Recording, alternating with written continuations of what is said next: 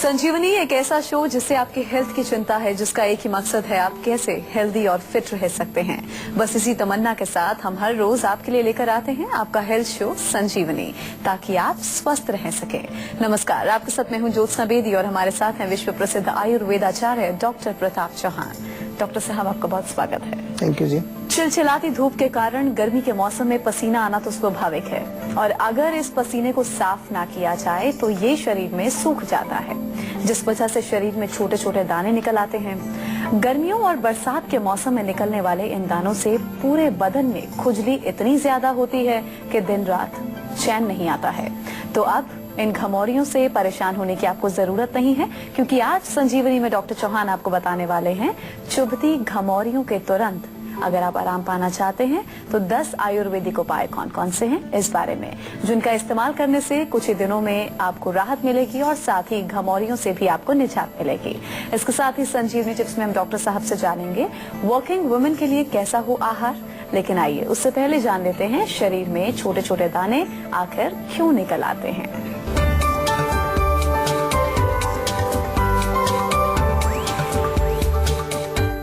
क्या आपके शरीर पर निकल आए हैं छोटे छोटे दाने? क्या आपको बार बार होती है खुजली? क्या आपके स्किन में होती है जलन? तो घमौरियों से घबराइए नहीं, आज मिलेगा घमौरियों का घरेलू इलाज। चलिए डॉक्टर साहब के साथ हम चर्चा की शुरुआत कर लेते हैं। डॉक्टर साहब, गर्मी में जिस तरह मौसम बहुत ज्यादा ही गर्म होता जा रहा है, घमौरियां निकले बदन पर, ये आम बात है, स्वाभाविक सी बात है। तो ऐसे में कारण क्या है, क्यों घमौरियां निकलती हैं? देखिए, आमतौर पर जब गर्मी ज्यादा पड़ती है तो हमें पसीना आता है, और जिन लोगों के जो स्वेट ग्लैंड्स हैं, जो पसीने की ग्रंथियां हमारी, अगर वो ब्लॉक हो जाती हैं किसी तरह से, तो पसीना तो आता है बहुत तेजी से, लेकिन वो पसीना जो है वो त्वचा के नीचे वाली परत में ही जो है ब्लॉक हो जाता है, रुक जाता है वहाँ पर। और रुकने के कारण फिर वो वहां जाकर हमारी त्वचा में थोड़ा थोड़ा सा जो है इरिटेशन पैदा करेगा। वहां पर जो छोटे छोटे दाने हो जाएंगे, वहां पर जो है थोड़ी खुजली शुरू हो सकती है, और विशेष तौर पर उसमें जलन बहुत होती है। आमतौर पर जब और पसीना आता है या धूप में आप जाते हो तो बहुत तेज से जलन होती है। तो मुख्य रूप से कि इसका कारण है।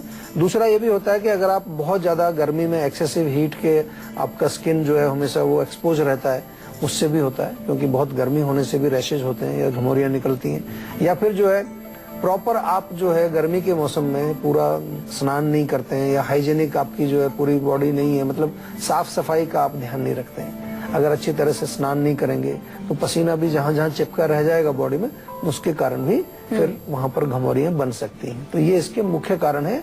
कुछ ये भी हम कह सकते हैं आयुर्वेद की दृष्टि से देखें कि अगर बहुत ज्यादा गर्मी ऑटोमेटिकली किसी के अंदर पहले से ही पित्त का प्रकोप है, तो जब गर्मी का मौसम आएगा तो नेचुरली कहीं ना कहीं उसको ये रैशेज निकल सकते हैं, क्योंकि बॉडी में ऑलरेडी हीट उसके ज्यादा है। चलिए डॉक्टर साहब, एक एक करके हम घमौरियों से निपटने के उनके इलाज की बात कर लेते हैं। अगर हम बर्फ का इस्तेमाल करते हैं तो भी हमें राहत मिल सकती है घमौरियों से? जी बिल्कुल। देखिए, बर्फ से कूलिंग मिलती है, तो जब आप घमौरियों के जगह पर बर्फ का कोई क्यूब रगड़ेंगे या लगाएंगे, कई बार हम किसी कपड़े में भी बर्फ को रख के फिर उससे जो थोड़ा उसको कूल करते हैं, तो बर्फ से क्या होता है कि एक तो ठंडक मिलती है, डेफिनेटली फर्क पड़ता है, और जो अंडरलाइंग स्किन है हमारी, वहां पर जो हम कहते हैं कि ब्लॉकेज हो गया किसी तरह का, तो ब्लॉकेज भी वहां मूव होता है, क्योंकि बर्फ का जब इफेक्ट जाता है वहां पर, थोड़ा सर्कुलेशन इंप्रूव होगा, तो उसके कारण से अगर कोई चीज वहां ब्लॉक हुई है तो वो मूव होगी और आपका रोग उससे डेफिनेटली उसमें फर्क पड़ेगा। अच्छा डॉक्टर साहब, जो मुल्तानी मिट्टी होती है वो भी ठंडी होती है, दाना निकलता तो स्पेशली कहा जाता है कि मुल्तानी मिट्टी लगा लो, दाना दब जाएगा, इचिंग बर्निंग जो हो रही है वो नहीं होगी। और मुल्तानी मिट्टी का एक और अच्छा गुण है कि मुल्तानी मिट्टी डेफिनेटली कूलिंग भी है, और अगर उसको लगाएंगे तो वो थोड़ा जो हमारे स्किन के पोर्स हैं उनको खोलती भी है, और उनको जो है लगा करके हम छोड़ सकते हैं, आधा घंटा 1 घंटे तक भी लगा करके आप रखें, बाद में उसको वॉश कर दें।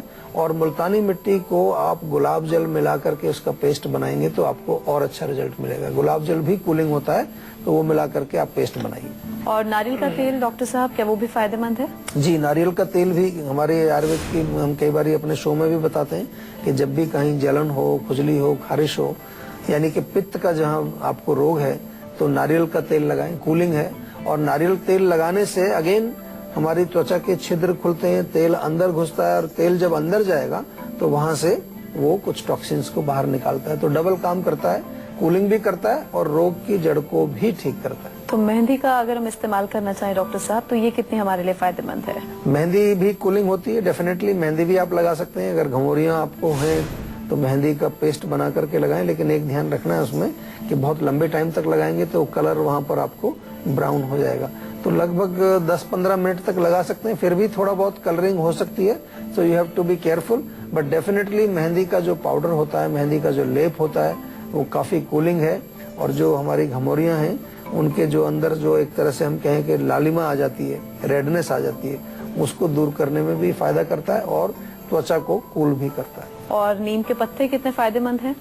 देखिए, नीम तो हमारे यहाँ आयुर्वेद में एंटीबैक्टीरियल, एंटीसेप्टिक सबसे टॉप की चीज है। नीम को तो इंटरनल सेवन भी करना चाहिए, यानी कि अगर आपको घमौरियां हैं, खारिश है, खुजली है, तो हम आपको बताते हैं कि नीम का पाउडर या नीम के पत्ते आप सेवन करें और ताजे नीम के पत्ते लें। ताजे नीम के पत्ते, उसमें थोड़ा सा सफेद मक्खन मिला करके पेस्ट बनाएं बढ़िया, और उसका लेप करेंगे तो आपको बहुत शांति मिलेगी, बहुत ठंडक देगा और आपके जो घमौरियां हैं, जो रैशेज हैं, उनको भी ये ठीक करेगा। डॉक्टर साहब, चंदन कितना बेनिफिशियल साबित होगा इन घमौरियों से निजात पाने के लिए? डेफिनेटली पित्त का जो रोग है, गर्मी का रोग है, तो कूलिंग चीज है और चंदन का लेप हम लगा सकते हैं। आपने देखा होगा आमतौर पर साउथ इंडिया में आपने देखा लोग चंदन का लेप माथे पर लगाते हैं, क्योंकि गर्मी बहुत ज्यादा पड़ती है, तो चंदन का लेप माथे पर लगाने से आपका दिमाग भी ठंडा रहता है। तो इसीलिए आपके कहीं घमौरियां हैं, जलन है, खारिश है, खुजली है, वो लगा सकते हैं। और चंदन का तेल भी आता है, थोड़ा सा महंगा जरूर होता है, लेकिन इट्स ऑल्सो क्वाइट यूजफुल। चंदन का तेल अगर मिल जाए आपको तो उसको भी वहाँ पर आप लगा सकते हैं, उससे भी आपको काफी राहत मिलेगी घमौरियों में। और अगर हम खसखस का इस्तेमाल कर लें डॉक्टर साहब? जी, खसखस जो है वो हमारे यहाँ एक प्रकार की घास होती है, उशीर इसको बोलते हैं। अगर खसखस और आपका जो आंवला जो है, इनका मिक्सर बनाएं, आप चूर्ण बनाएं और इंटरनल सेवन इसका किया जाए। आपने देखा होगा कूलर पर जो घास लगाते हैं या कई बार अपने दरवाजे पर लटकाते हैं, वही वाली ये उशीर इसको बोलते हैं हम लोग। तो इसके अंदर ठंडक होती है, इस पर पानी डाल देते हैं तो ठंडी हवा अंदर आती है। तो इसी प्रकार से इंटरनल इसको भी अगर दें तो शीत वीर्य है, ठंडक पहुंचाती है। और इसका लेप बना करके भी लगाते हैं लोग घमौरियों के ऊपर। उससे भी कोई भी जो शीतल चीज होगी, कूलिंग चीज होगी, वो इस रोग में आपको लाभ करेगी। अच्छा डॉक्टर साहब, आंवला कितना फायदेमंद होगा? आंवला तो आप इंटरनली भी खा सकते हैं और आंवले का लेप भी लगा सकते हैं, क्योंकि आंवला जो है वो हमारे आयुर्वेद में हम कहते हैं कि पित्त के रोगों में बहुत अच्छा काम करता है। जहाँ पर भी आपको बॉडी में गर्मी है, जलन है, खारिश है, खुजली है, तो इंटरनल आंवले का चूर्ण आप 1-1 चम्मच सुबह शाम सेवन करें, this will be very useful. और आंवले का जो चूर्ण है उसका पेस्ट बना करके, चाहे कच्चा दूध ले लें, कच्चे दूध में मिला करके एक पेस्ट बनाएं, उसका लेप करने से भी घमौरियां ठीक होती हैं। और घृत कुमारी एलोवेरा, अगर हम उसका इस्तेमाल करते हैं तो? जी, एलोवेरा तो खैर स्किन के लिए आपने देखा है कि बहुत प्रयोग होता है आजकल, तो बहुत सारे कॉस्मेटिक्स में भी एलोवेरा की क्रीम, एलोवेरा का जेल, तो उसका एक तो स्किन के लिए तो बेनिफिशियल है ही, लेकिन वो भी कूलिंग करता है और कूलिंग के साथ साथ वो हीलिंग का काम भी करता है, शोधन का काम भी करता है, डिटॉक्सिफिकेशन का काम भी करता है। तो इसलिए एलोवेरा का ताजा जेल लगाएं। अगर आपके पास पौधा है, थोड़ा सा ऊपर से छील के अंदर से उसका जेल निकाल के उसको लगाएं, और जो उसका छिलका है उसको भी लगा करके थोड़ा रगड़ सकते हैं, अंदर की तरफ से, बाहर की तरफ से नहीं। जिधर उसका चिकना पदार्थ होता है वो उसमें अगर थोड़ा सा मालिश करेंगे, घुमाएंगे, तो that will also be very useful. और घी का अगर हम इस्तेमाल करें, ये किस तरह घमौरियों से निजात दिलाएगा डॉक्टर साहब? तो घी को भी आप जो लगा सकते हैं, बल्कि हो सके तो प्याज का रस निकाल लीजिए थोड़ा और उसमें थोड़ा घी मिलाइए, अच्छा पेस्ट बन जाता है आपका। और ये पेस्ट लेप करने से आपको जो ठंडक भी मिलती है और आपकी जो हीलिंग भी होती है, क्योंकि प्याज के अंदर भी कुछ ऐसे तत्व पाए जाते हैं जो कि किसी घाव को या किसी जगह को हीलिंग करते हैं। चलिए, अब बारी है आज की संजीवनी की, जिसमें डॉक्टर साहब से हम जानेंगे गर्मी के मौसम में घमौरियां ना हो, इससे बचने के लिए हम क्या कर सकते हैं। जी डॉक्टर साहब, बताइए आज की संजीवनी। जी देखिए, सबसे पहले तो आपको स्नान प्रॉपर करिए, अच्छी तरह से नहाना चाहिए, सुबह शाम दोनों टाइम अच्छा खूब पानी से साफ करो स्किन को, ताकि एक तो हीट निकल जाएगी, बॉडी की गर्मी निकल जाएगी, और कहीं पर कोई किसी तरह की अगर जो पसीना या कोई चीज जमा है तो वो साफ होगी। दूसरा जो है, आपको पित्तवर्धक भोजन नहीं खाना है, कोई भी गर्म चीजें, तीखा, मिर्ची, अचार, वो मत खाइए ज्यादा। अगर ज्यादा वो खाएंगे तो आपको डेफिनेटली बॉडी में हीट बढ़ जाएगी। और विशेष तौर से चाय, कॉफी, टबैको, अल्कोहल, ये बिल्कुल सेवन नहीं करना चाहिए, क्योंकि ये तो वैसे ही जो शरीर के लिए हानिकारक चीजें सारी की सारी, लेकिन गर्मी में तो ये आपके शरीर में और ज्यादा हीट बढ़ाती है। ये आपको विशेष ध्यान रखना है। आंवले का चूर्ण और नीम के पत्तों का सुखा करके चूर्ण, ये दोनों मिक्सर कर लीजिए बराबर बराबर मात्रा में, और इस मिक्सचर में से एक एक चम्मच सुबह शाम रेगुलरली आप पानी के साथ सेवन करेंगे तो आपको ये घमौरियां इस तरह की कोई प्रॉब्लम आपको नहीं आएगी। और अगर आपको कहीं भी शरीर में किसी प्रकार का जो है थोड़ी सी हीट लगती है तो उसका तुरंत उपचार करिए, उसको डिले मत करिए। अगर एक दिन आपको लगता है कि किसी एरिया में हल्की सी जलन हो रही है तो वहां पर आपको इतनी सारी चीजें हमने बताई, जैसे कि आप नारियल का तेल लगा लें या कोई जो है मक्खन घर में है वो लगा लीजिए, नीम के पत्ते आप पीस करके लगा लीजिए, ताकि वो रोग वहीं पर जो है आपका दब जाए। क्योंकि जब पुराना रोग हो जाता है तो फिर बड़ी मुश्किल उसमें हो जाती है। उत्तर प्रदेश से राकेश जुड़े हैं। जी राकेश, आप पूछिए, क्या पूछना चाहते हैं? नमस्कार डॉक्टर साहब। नमस्कार जी, बताइए। सर मेरी मदर के ना घुटनों में दर्द रहता है। अच्छा, कितनी उम्र है उनकी अभी? उनके हो गया 45-40 साल हो गए उनके। अच्छा, दोनों घुटनों में है? हाँ, दोनों घुटनों में। तो दर्द कब होता है? चलने फिरने पर होता है दर्द? नहीं, हमेशा ही रहता है, जोड़ों में दर्द रहता है उनके हमेशा। अच्छा, कोई सूजन वगैरह आती है क्या उस जोड़ों में?